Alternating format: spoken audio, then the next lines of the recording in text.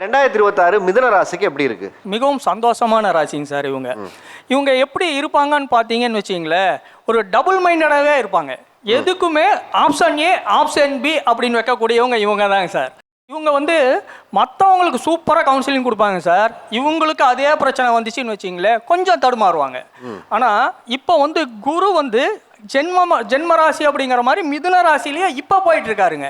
அது வரைக்கும் கொஞ்சம் மனக்குழப்பம் இந்த மாதிரி விஷயங்கள் இருக்கும். அவங்க பிள்ளைகள் படிப்பு விஷயம் அப்படின்னு எடுத்தோம்னா படிப்பு விஷயம் சூப்பராக இருக்குங்க சார்.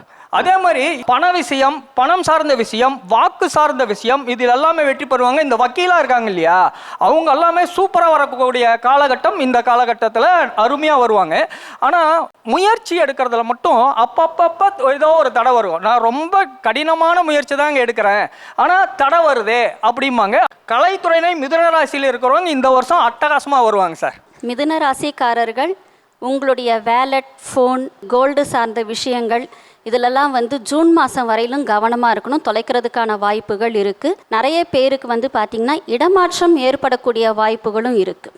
மகனோடைய ராசி